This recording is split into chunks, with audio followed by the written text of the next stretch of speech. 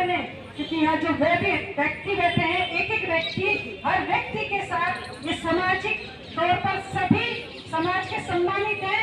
इन लोगों के साथ लाखों लोग जुड़े हुए हैं। अगर अपने अपनी जगह से जो भी भाई पहुंचा है, उनके साथ लाखों लोगों की आवाज यहाँ तक पहुंची है। इसीलिए दिल्ली देश की राजधानी से आज हमने ये जो धरना जंतर मंतर पर रखा था, आप लोग इस पे ध्यान नहीं रहे हैं। सभी ने इन मुद्दों पर बात रखी कि भाई जो हमारे समाज के साथ अन्याय अत्याचार हुए, इन्हें जिंदा जला के मारा गया है, किसी को हत्या कर दी गई है, कहीं हमारी बहन बेटी के साथ बलात्कार करके उसका शोषण करके उन्हें भी न्याय नहीं मिला, कहीं वंश बच्चे को भी अभी तक न्याय नहीं मिला। हमें केवल इस मौजूदा सरकार में एक ही चीज मिल रही है, वो है आश्वासन। क्या हमारा इससे काम चल जाएगा भाइयों? चल जाएगा क्या? मतलब हमने कई धरने रख लिए हैं और हमें सरकार और प्रशासन केवल आश्वासन देने का काम करती है। तो ये सुनीता कश्यप एक अपील करती है अपने समाज से, सच में अगर तुम भगवान महर्षि कश्यप के वंशज हो, इससे तुमने जन्म लिया है, तो अपने अधिकार की लड़ाई लड़ने के लिए दिल्ली से जंतर मंतर से वो बात पहुंचाओ राष्ट्रपति तक कि लाखों की आवाज राष्ट्रपति तक पहुंचाने लगे कि जितने भी यहाँ पहुंचे इतने थोड़े नहीं है।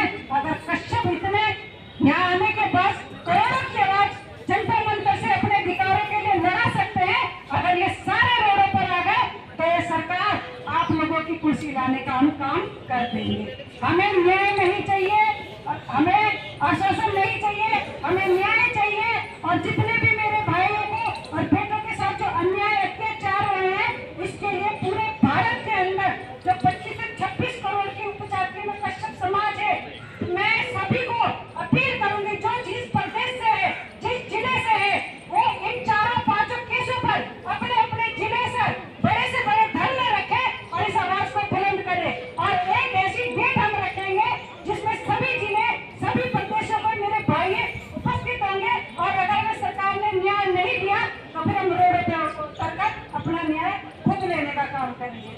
भाइयों, इस आवाज को बुलंद करने के लिए जितने भी यहाँ मेरे भाई बंधु पहुंचे हैं, मैं उन सबका आभार व्यक्त करती हूँ, क्योंकि हमने बड़ी मेहनत से यहाँ तक पहुंचे हैं। क्योंकि हमें भी रोक दिया गया था, मुझे तो रात से ही धमकी आनी शुरू हो गई थी कि तुम्हारा क्या काम है दिल्ली में जंतर मंतर धरना रखने का?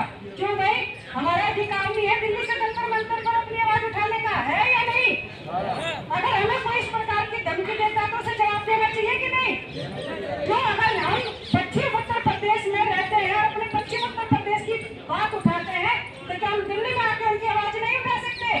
कुछ नेताओं ने मेरे पास इस तरह की कॉल की कि आप पश्चिम उत्तर प्रदेश में रहती हैं, आप वहीं से लखनऊ की आवाज उठाएं।